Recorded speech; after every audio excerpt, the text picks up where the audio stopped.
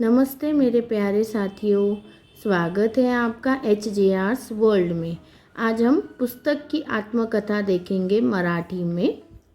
ये जो है आत्मकथन, ये हमेशा पेपर में आता है, बोर्ड की परीक्षा में खास करके पूछा जाता है। कक्षा 8वीं, कक्षा 9वीं, कक्षा 10वीं के लिए बड़ी ही महत्वपूर्ण है। तो चलो शुरू करते हैं। आजकल कुछ इस टाइप का आपको प्रश्न पूछा जाता है, जैसे पुस्तक, उसकी निर्मिति, उसके प्रकार, उसका महत्व और उसका आधुनिक रूप। तो चलो शुरू करते हैं। पुस्तकाचे आत्मकथन। मी पुस्तक बोलतोय, माझ्या अस्तित्वाची सुरुवात एक लेखकाशी झाली होती। त्याने मला तयार केला, परंतु माझं कार्य फक्त लेखकापुरतं मर्यादित नव्हतं। मी त्याच्या विचारांना, भावना आणि ज्ञानाला आकार दिला। मी लहान मोठे, स्त्री पुरुष सर्वांचा खरा साथीदार आणि खरा मार्गदर्शक आहे। मी प्रत्येकासाठी काम करतो। लहान मुलांना माझ्या रंगीत चित्रे पाहून खूप आनंद होतो। मी त्यांचे मनोरंजन करतो, तसेच त्यांना शिक्षित करतो। जीवनाचे खरे यश मला वाचूनच मिळते, म्हणजेच मी यशाची खरी गुरुकिल्ली आहे। माझी असंख्य रूपे आहेत, कथा, नाटक, कादंबरी, कविता, टीका, निबंध इत्यादी। तसेच मानसशास्त्र, समाजशास्त्र, अर्थशास्त्र, ज्ञान, विज्ञान, शिक्षण इत्यादी अनेक प्रकार आहेत।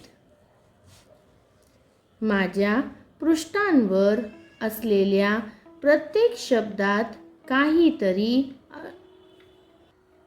अनोखं असतं।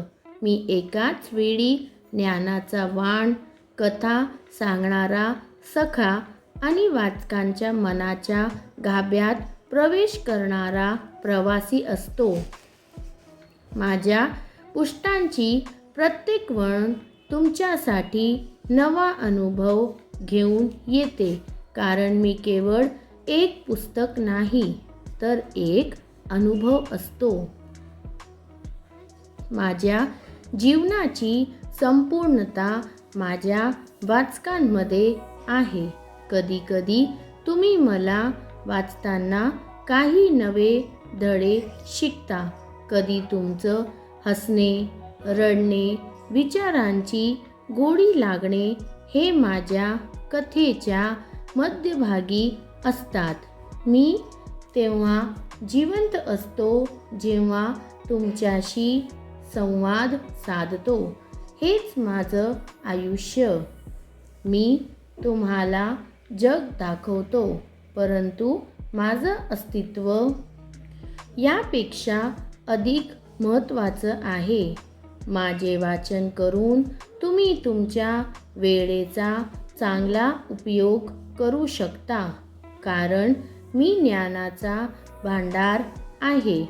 जगातील महापुरुष, शास्त्रज्ञ, ज्योतिषी सर्वांनी माझे वाचन करूनच उच्चांक गाठला।